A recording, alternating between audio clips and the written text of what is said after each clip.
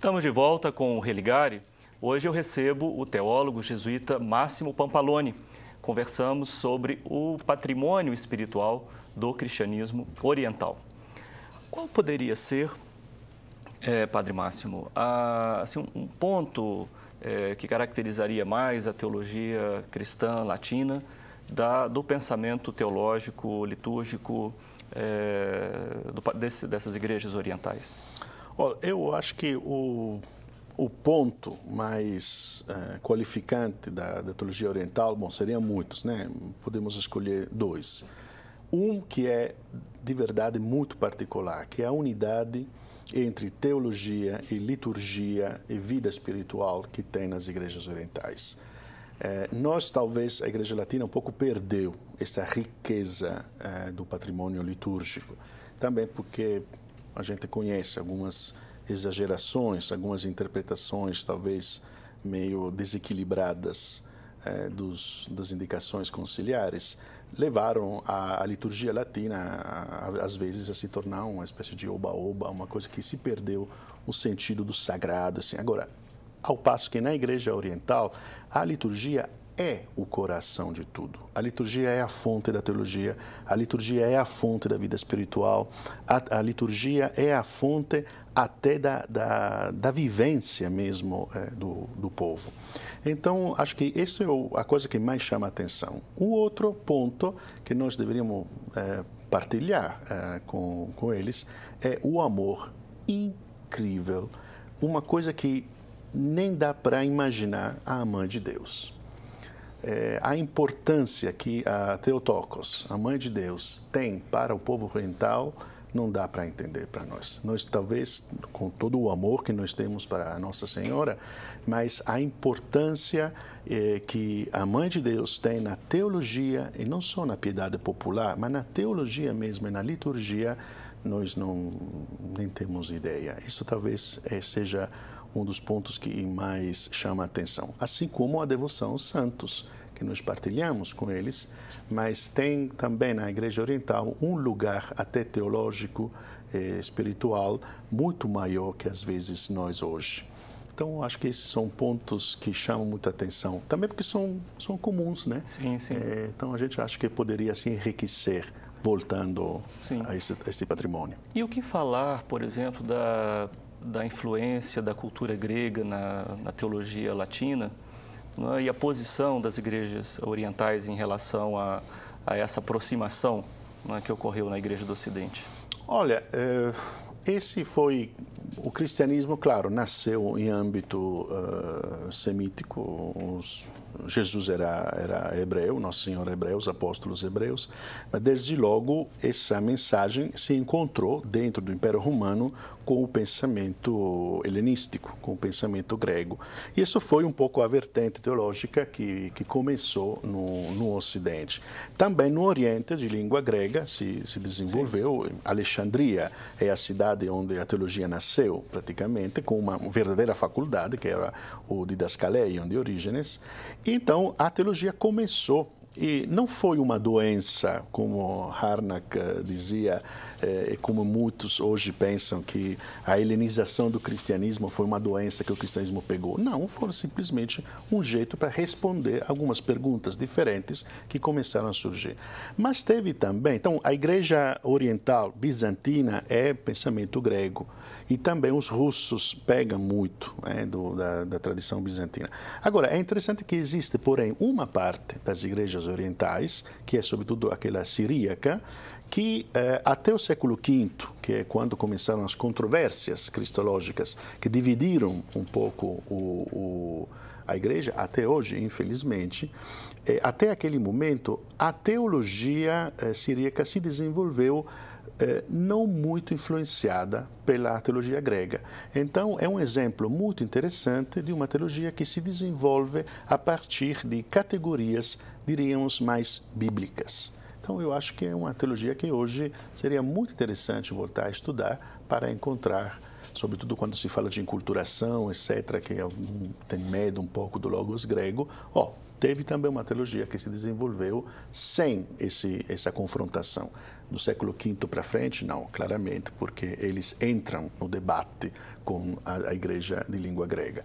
Mas até aquele momento tem essa possibilidade. Sim. Que eu acho uma originalidade. Você desenvolveu um estudo sobre Mar Narsai. Como é que ele, né, pode ser apresentado como, né, uma referência, né, desse modelo teológico? Mar Narsai, com efeito, é uma figura muito interessante porque é um poeta e teólogo siríaco. Uma característica da teologia siríaca é de ser uma teologia que se expressou muito com a poesia.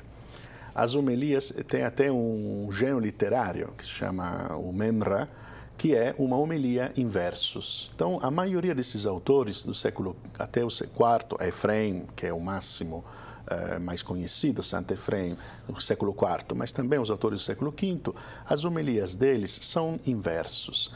Então, por meio da poesia, eles conseguem dizer coisas que uma linguagem puramente racional não poderia chegar a dizer. E também o jeito de dizer. Claro que responde também a perguntas diferentes. Quando você precisa de ser muito preciso, eles também sabem argumentar, né?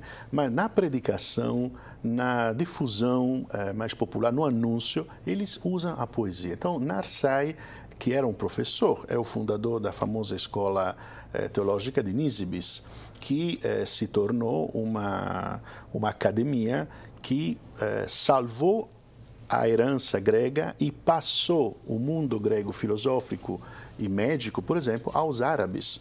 Quando se fala da grande Bagdad do século IX, com os abássides, eles aprenderam e devolveram depois Aristóteles no século XIII, etc., como a gente conhece, mas de onde eles pegaram a medicina, de onde eles pegaram a filosofia?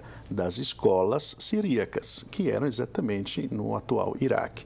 Narsai é o fundador dessa escola de Nisibis. Então, ele é um professor, ele é um teólogo, ele é um poeta, ele é uma figura extraordinária. Então, acho que nos dá a possibilidade de entrar em contato com um jeito diferente de fazer teologia, mas, ao mesmo tempo, muito sério, muito interessante para nós hoje. Nós conversávamos um pouco antes sobre essa teologia bíblica. O que propriamente nós queremos dizer com isso? Eu falei de teologia mais bíblica no sentido que as estruturas mesmo da língua siríaca são estruturas semíticas, porque o siríaco é um dialeto do aramaico. Então, as estruturas mentais são aquelas dos autores que escreveram a Bíblia. Então, o jeito deles fazer teologia, de pensar o mistério de Deus, pensar o Cristo, pensar as problemáticas teológicas, são feitas por cabeças que são de um universo mental e cultural mais próximos às categorias bíblicas, do autor bíblico. Então, por exemplo, muitos desses memre, dessas homilias em metros, às vezes parecem ser cantos quase bíblicos, ou salmos. Você percebe o mesmo sabor do autor bíblico nessas homilias e do jeito de pensar a teologia dos autores siríacos. Ao passo que, por exemplo, uma cabeça latina que pensa em latim, com uma língua muito certa, não acaso a língua do direito, né?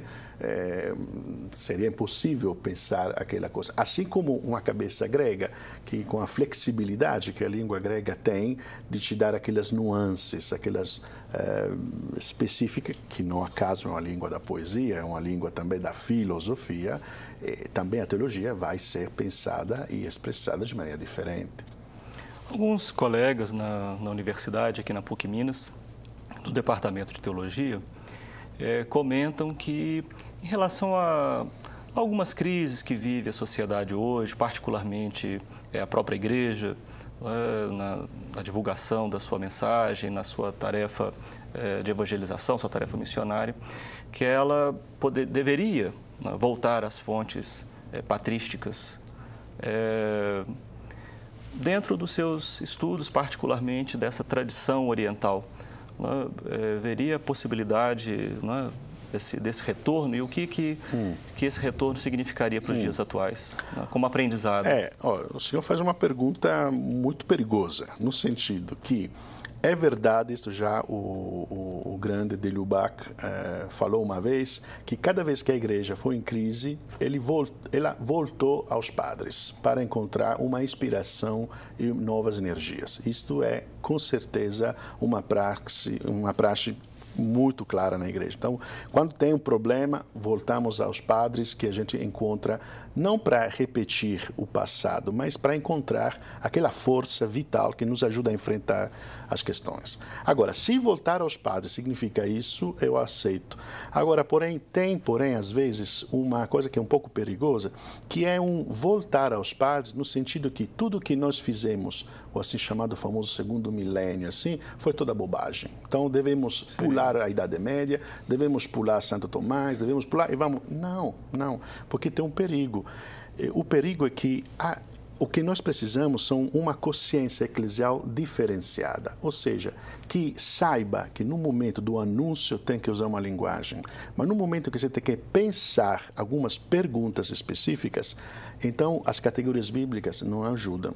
Faço um exemplo só para concluir rapidamente. Se eu tenho que saber o que tenho que fazer para ganhar a vida eterna, como é o amor de Deus, essas coisas, a Escritura me fala, é o lugar onde eu encontro a resposta.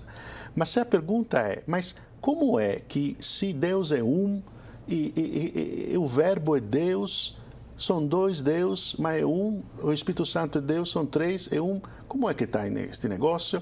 Então, as categorias bíblicas não ajudam. Então, você tem que desenvolver uma resposta no plano mais teórico. Então, é uma consciência diferenciada, que sabe quando está falando numa homilia e que sabe quando está falando a nível acadêmico. Então, uma volta aos padres significa voltar a ver como eles enfrentaram a questão. Não repetir simplesmente eles, porque senão seria um voltar atrás, e isso não seria muito bom, não.